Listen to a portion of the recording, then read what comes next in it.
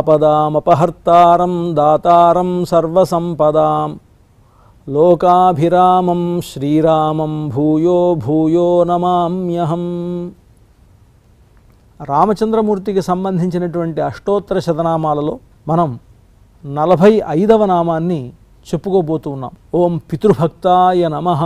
రాముడు తన తండ్రి అయినటువంటి దశరథ మహారాజు యందు ఎంతో భక్తి కలిగినటువంటి వాడు అని అర్థం ఇచ్చేటువంటి నామం ఇది.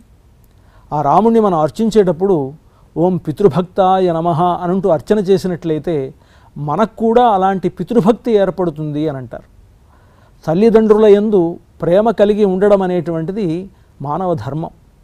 మానవులని కాదు, లోకంలో పుట్టినటువంటి ప్రతి ప్రాణి తనకు జన్మనిచ్చినటువంటి తల్లిదండ్రుల విషయంలో ఎంతో కృతజ్ఞతను కలిగి ఉండడం, ప్రేమను కలిగి ఉండడం అనేటువంటిది మనం చూస్తాం. కారణం ఏమిటంటే ఈ భౌతికమైనటువంటి ఈ శరీరం ఏర్పడడానికి కారణభూతులైనటువంటి వారు మనకు ప్రత్యక్షంగా తల్లిదండ్రులు. భగవంతుని మనం నేరుగా చూడలేదు. భగవంతునికి సంబంధించినటువంటిది కేవలం విశ్వాసమైతే తల్లిదండ్రులు అనేటువంటిది మనకి ఎదురుగా ఉండేటువంటి ప్రత్యక్షం అన్నమాట. తల్లిదండ్రులు అనేటువంటి వారు లేకుండా మనకు జన్మ అనేటువంటిది లేదు. ఏ ప్రాణి అయినా అంతే. అలాంటి తల్లిదండ్రుల విషయంలో కృతజ్ఞతతో ఉండాలి అని, వారి యందు భక్తి కలిగి ఉండాలి అని మనకు వేదములు చెప్తున్నాయి. మాతృదేవో భవ, పితృదేవో భవ, ఆచార్యదేవో భవ, అతిథి దేవో భవ, ఇలాగ మనకు ఉపనిషత్తులు కూడా ముందుగా ఎవరి యందు భక్తి శ్రద్ధలు ఉండాలి అనంటే మాతృదేవో భవ, తల్లిని దైవముగా కలిగి ఉండు. పితృదేవో భవ, తండ్రి విషయంలో భక్తి కలిగి ఉండాలి అని వేదం చెప్తోంది. ఆ పితృదేవో భవ అని చెప్పినటువంటి వేదవాక్యమును అనుసరించేటువంటి మహనీయుడు రామచంద్రమూర్తి. రాముడు అనంటే మనకు పెద్దలు అంటారు రామో విగ్రహవాన్ ధర్మ అని అంటూ. రామచంద్రమూర్తి అంటే ఎవరు అనంటే ధర్మమే మూర్తీభవించినటువంటి వాడు. ఒక ధర్మస్వరూపం రాముడు అనంటే. అది ఎవరు చెప్పినటువంటి మాట? రామో విగ్రహవాన్ ధర్మ సాధు సత్యపరాక్రమ అంటూ మారీచుడు చెప్పినటువంటి మాట. అసురుడైనటువంటి మారీచుడు రామచంద్రమూర్తి విషయంలో రాముడు మూర్తీభవించిన ధర్మము అని చెప్పాడు అనంటే శత్రువులు కూడా మెచ్చుకునేంత ధర్మాత్ముడు రామచంద్రుడు మనకి తెలుస్తోంది కదా.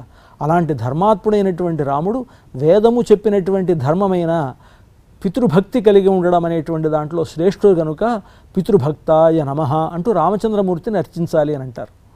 ఇక్కడ రాముణ్ణి మనం పూజించేటప్పుడు పితృభక్తాయ నమః అంటూ అర్చించడంలో అక్కడ మనకు ఎక్కడెక్కడ రామునికి సంబంధించినటువంటి అంశాలు ఆయన పితృభక్తిలో కనిపిస్తోందో మనం చూద్దాం. ముఖ్యంగా దశరథ మహారాజు రామునికి పట్టాభిషేకం చేద్దామని అనుకున్నాడు. రాముణ్ణి పిలిచి నీకు రేపే పట్టాభిషేకం జరుగుతుంది అని చెప్పాడు. అలా చెప్పి వెంటనే తన రాజ్యంలో అందరికీ తెలియపరిచాడు, రాముణ్ణి రేపే పట్టాభిషిక్తుణ్ణి చేస్తున్నాము. గొప్ప కోలాహలంగా ఉంది.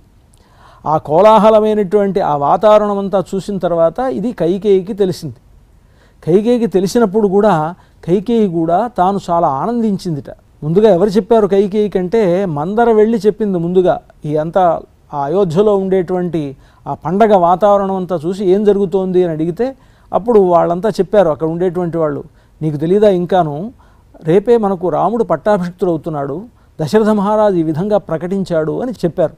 చెప్పగానే ఆ మందర వెళ్ళి కైకేయి దగ్గరికి వెళ్ళి వెంటనే చెప్పింది, నీకు ఇంకా తెలీదా, దశరథుడు రేపు రాముడిని పట్టాభిషిక్తుడిని చేస్తున్నాడు, నీకు ఇంకా ఏం మనస్సులో అనిపించట్లేదా, నీ కొడుక్కి రావాల్సినటువంటి రాజ్యం రాముడికి వెళ్ళిపోతోంది, భరతుడు కదా ఆ రాజ్యం చేయవలసింది అంటూ ఇంతకుముందు కైకేయి దశరథుణ్ణి అడిగినటువంటి వరములను గుర్తు చేసి ఆమె మనస్సులో విషబీజములను నాటింది మందర. ఆ సమయంలో అంటే మందర చెప్పేటువంటి సమయంలో మొట్టమొదలు ఈ విషయాన్ని చెప్పగానే, మందర ఇలా రాముడు పట్టాభిషిక్తుడు అవుతున్నాడు అని చెప్పగానే కైకేయి ఏ విధంగా తాను భావించిందో చెప్తారు రామాయణంలో. రామేవా భరతేవాహం విశేషన్నోపలక్షయే తస్మాత్ తుష్టాస్మి యద్రాజా రామం రాజ్యేభిషేక్ష్యతి.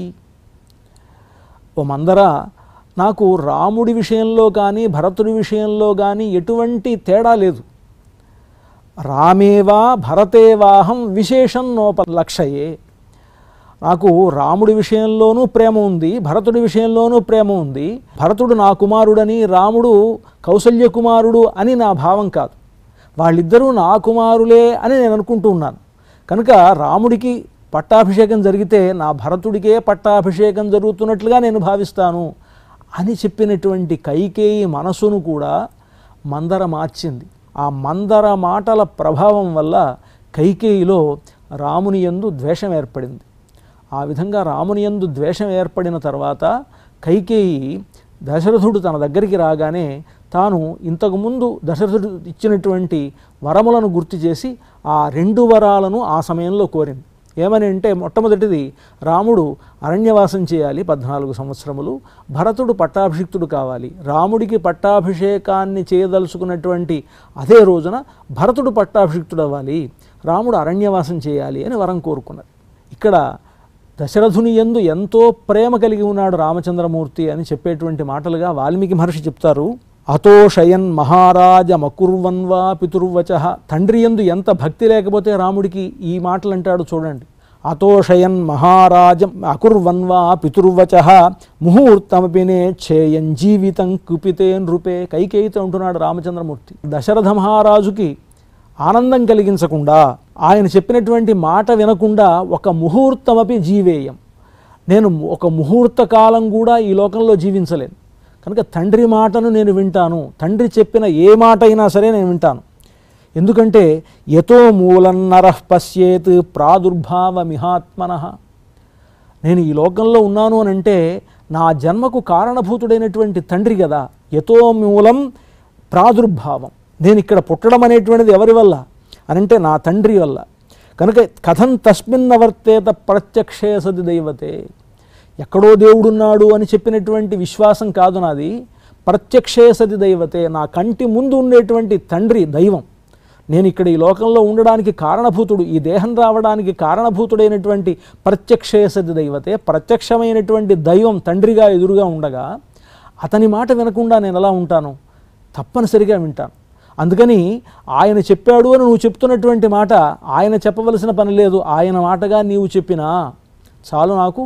కైకేయ్యా ప్రియకారణాత్, నీకు ఇష్టమైతే నీ ఇష్టమే తండ్రి ఇష్టం కనుక నీ ఇష్టమును అనుసరించి ప్రవర్తించేటువంటి తండ్రి ఇష్టమును అనుసరించి నేను అడవులకు వెళతాను అని తండ్రి మాట కోసమని అడవులకు వెళ్ళినటువంటి రామచంద్రమూర్తి యందు ఎంతో పితృభక్తి ఉన్నది కనుక ఆ రామచంద్రమూర్తి పితృభక్తుడు అనిపించుకుంటాడు. రామునికి ఉండేటంత గొప్ప పితృభక్తి ఇంకెవరికి లేదు కనుక ఆ రాముణ్ణి ఓం పితృభక్తాయ నమః అని అర్చించినట్లయితే మనకు కూడా అలాంటి గొప్ప ధార్మికమైనటువంటి స్థితి ఏర్పడుతుంది. తల్లిదండ్రుల యందు ప్రేమ కలిగి ఉండడమే మనకు ఉండేటువంటి గొప్ప ధర్మములలో అత్యంత ఉత్తమమైనటువంటి ధర్మం. కనిపించినటువంటి విశ్వాసమే మూర్తిభవించినటువంటి ధర్మములు అనేకమైనటువంటి ఉన్నప్పటికీ తల్లిదండ్రుల విషయంలో ఎంతో గౌరవం కలిగి ఉండాలి అనేటువంటి ఒక గొప్ప భావన మనకు రావాలి అనంటే రామచంద్రమూర్తిని అర్చిస్తే వస్తుంది కనుక ఆ రామచంద్రుడు తాను ప్రవర్తించినటువంటి రీతిలో అలాంటి ప్రవర్తన మనలో ఏర్పడాలి అనంటే రాముణ్ణి ఓం పితృభక్తాయ నమః అని అర్చించాలి అని అంటారు. ఆ తర్వాత 46వ నామం ఓం వరప్రదాయ నమః. ఆయన పితృభక్తుడు కనుక వరప్రదుడయ్యాడు అని అంటారు. అంటే ఎవరైనా సరే తనకు కలిగినటువంటి దైవమును బట్టి ఇతనిలో కూడా దైవత్వం ఏర్పడుతుంది అని అంటారు. తాను ఉపాసించేటువంటి దైవమునకు ఉండేటువంటి శక్తులు భక్తులకు కూడా ఏర్పడుతుంది అని అంటారు. అందుకనే చూడండి, హనుమంతుడిని ఉపాసిస్తే హనుమంతుడి దగ్గర ఉండేటువంటి బుద్ధి, బలం, యశోధైర్యం, నిర్భయత్వం, అరోగత, అజాడ్యం, వాక్పటుత్వంచ హనుమత్ స్మరణాద్ భవేత్ అంటారు. హనుమంతుడిని స్మరిస్తే ఏమొస్తుందనంటే ఆ హనుమంతుడిలో ఉండేటువంటి బుద్ధి, బలము, యశస్సు, ధైర్యము, నిర్భయత్వము అంటే ఎటువంటి భయం లేకుండా ఉండడం, అరోగత ఆరోగ్యము, అజాడ్యం అంటే జడత్వం అంటే ఎప్పుడూ మందకుడిగా ఉండడం, ఆ జడత్వం అనేటువంటిది పోతుందన్నమాట. అజాడ్యం, వాక్పటుత్వంచ హనుమంతుడు చక్కని మాటకారిట, అందుకనే ఆయనకు హనుమంతుడు అనేటువంటి పేరు వచ్చింది. కనుక హనుమంతుని యొక్క స్మరణం వలన ఇన్ని గొప్పతనాలు మనకు వస్తాయంటారు. కారణం ఏమిటంటే హనుమంతుడి యొక్క స్మరణము, హనుమంతుని యొక్క ఉపాసన అని అంటారు. అలాగా రామచంద్రమూర్తి వరప్రదుడయ్యాడు అనంటే పితృభక్తుడు కనుక ఆయనకు ఉండేటువంటి పితృభక్తిని బట్టి తన తండ్రికి ఉండేటువంటి లక్షణములన్నీ ఈయనకు సంక్రమించాయి కనుక ఈయన వరప్రదుడు అని అంటున్నారు. తర్వాత నామంలో ఈ వరప్రదాయ నమః అని అర్చించడం వల్ల మనకేమిటి ఏర్పడుతుంది అంటే రాముడు వరప్రదుడు, వరదాభయ రామచంద్రుడు అంటారు రామచంద్రమూర్తిని. అనేకమైనటువంటి వరములను ప్రసాదించేటువంటి వాడు రాముడు. ఆ వరములు ప్రసాదించేటప్పుడు ఆ వరదుడుగా రాముడు ఎలా ఉంటాడో చెప్తారు మనకు పెద్దలు. తనకు లేకపోయినా లేనటువంటి దాన్ని కూడా ఇచ్చేవాడు రాముడు అని అంటారు. అంటే తనకు లేనటువంటిది ఏమిటంటే ఆయనకు లేనిది ఏదీ లేదు కదా. అవాప్త సమస్త కాముడైనటువంటి భగవంతుడు శ్రీమన్నారాయణుడే రాముడుగా వచ్చాడు కదా. కానీ ఈ లోకంలో తాను వచ్చిన తర్వాత రాముడు ఎలా ఉన్నాడు అంటే ఒక మామూలు మనిషిలాగానే కనిపిస్తున్నాడు. ఆత్మానం మానుషం మన్యే రామన్ దశరథాత్మజం అంటూ దశరథుని యొక్క కుమారుడైనటువంటి కేవలం ఒక మానవ మాతృడుగా మాత్రమే మనందరికీ కనిపించేటువంటి రాముడు తన జీవితంలో తాను కష్టపడ్డట్టుగా మనకంతా కనిపిస్తూ ఉన్నాడు. అలా కనిపిస్తున్నాడు కనుకనే ఆయన మనం మామూలు మనిషి అనుకుంటాం. కానీ నిజానికి ఆయన మామూలు మనిషి కాదండి, వరప్రదుడు అని అంటున్నారు అన్నమాట.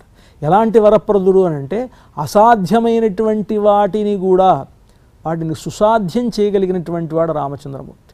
అంటే సామాన్యుణ్ణి కూడా అసామాన్యుణ్ణి చేయగలిగినటువంటి వాడు రామచంద్రమూర్తి. కోతికి శక్యమా అసుర కోటుల గెల్వను గెల్చపో నిజం బాతనిమేన సీతకరుడవుట ధవానలుడెట్టి వింత అని అంటారు రామదాసు గారు. ఒక చిన్న కోతి ఏమైంది అంటే దైవమై కూర్చుంది.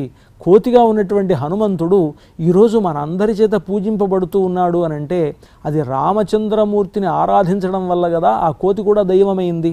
కనుకనే చెప్తారు మనకు ఇక్కడ రామదాసు గారు రాముడు ఎంత గొప్పవాడో, రాముణ్ణి ఆశ్రయిస్తే ఆయన ఎలా వరాలు మనకు ప్రసాదిస్తాడో చెప్తాడు.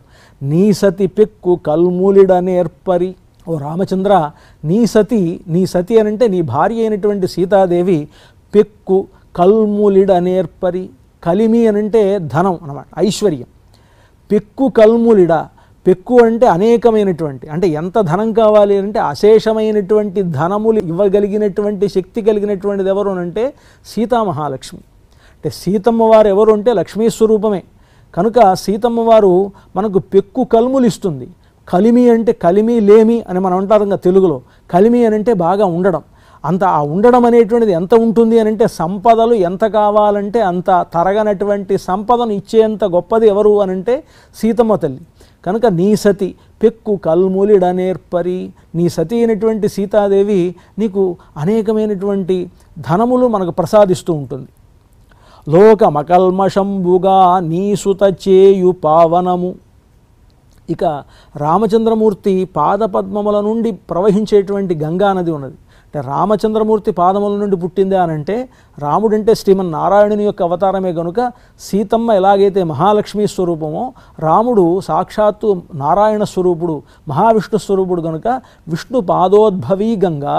ఆ విష్ణు పాదముల నుండి పుట్టినటువంటి గంగ ఎలాంటిది అని అంటే ఈ లోకమంతటినీ కూడా పాపములు లేకుండా చేసేంత గొప్పది ఎవరు అనంటే గంగానది.